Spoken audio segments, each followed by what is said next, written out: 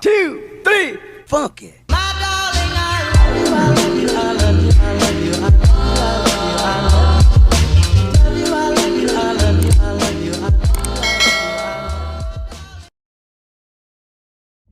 Hey, welcome to the channel, and I hope you're having a good day. In today's video, I'm gonna go over about 5 different ways that you can make use of the Magic Hexagon in pre-calc. If you ever needed to, and you just wanted shortcuts or like just ways to like memorize it and make it easier for yourself. So basically, this is a Magic Hexagon right here. And I'm pretty sure we're all familiar with what a hexagon is. So you just draw a hexagon. Right in the middle of it, you have to have a 1. And all around it, you go sine, cos, tan, secant, cosecant, and cot. So every single one has to be opposite of its inverse. So sine is opposite of its cosecant. Cosecant is opposite... No, cosine is opposite of secant. Tan is opposite of cotangent. You see how that works? Because sine... I'll explain that later, but you have to figure out how to memorize how to draw this. If it helps, all the C's are on one side, just like that. Cos, and cosecant all on one side, and S and S with a T in the middle. I don't know, but you have to memorize it because it's really helpful. So let's start with the first one. So basically, you draw it and you see there's a 1 right in the middle of this. So what that means is if you were to go sine is equal to 1 divided by cosecant, that is sine's inverse. So sine is also equivalent to 1 over cosecant. If you were to go from anywhere in this hexagon across through the 1, it's equal to that divided 1 divided by that. So if we were to go cosecant is equal to 1 divided by sine, that is correct.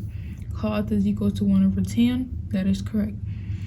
Cos is equal to 1 over secant, or secant is equal to 1 over cos. That's how that works. It helps you figure out the inverses if you have problems with that.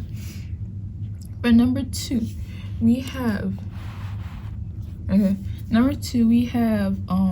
if you were to go this way or this way, you can figure out how to divide stuff. So if you were to, so basically there's 2 formulas throughout the whole like Pythagorean identities and stuff like that. Is it trig identities? I think it's trig identities. I'm not too sure, but the whole thing, you have this formula where it's like tan is equal to sine over cos, and cot is equal to cos over sine. If you get those 2 confused, you can use this hexagon to help you figure it out.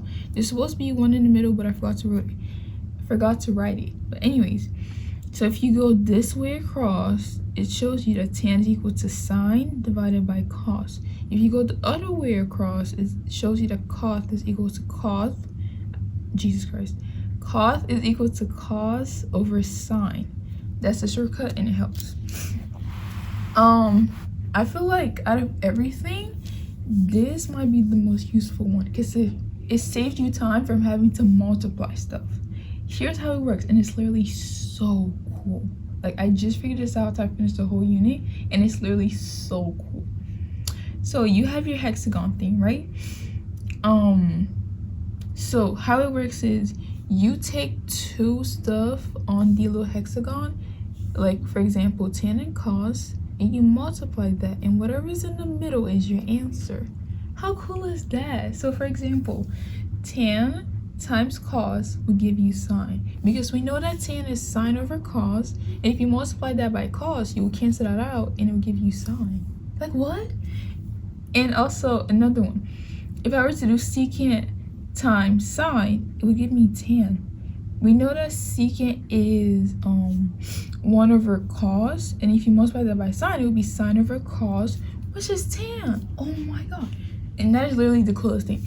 It also works with the 1 in the middle. So if you were to do tan times cot, it would give you 1 because you're opposite and this is in the middle of it. Does it work this way? Like cos times secant? Secant is 1 over cos. If you multiply, so 1 over cos times cos, it will give you 1. So it goes this way as well in the middle. That is cool. I'm sorry.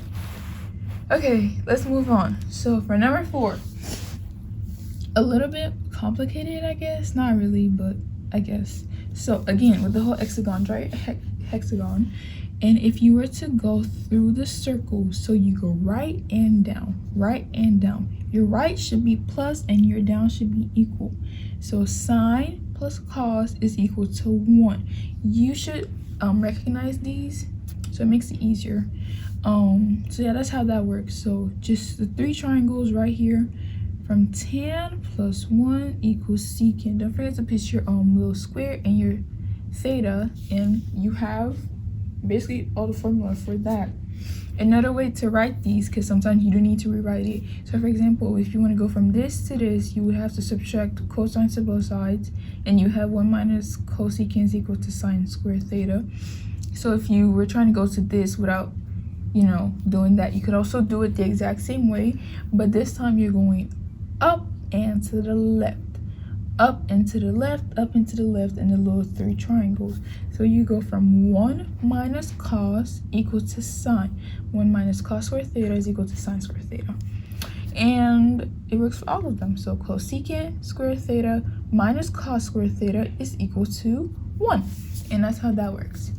And the last part, which is something that's new to me, I didn't have to like deal with this whole pi over 2 or 90 degrees when I was doing this unit, because I take Excel.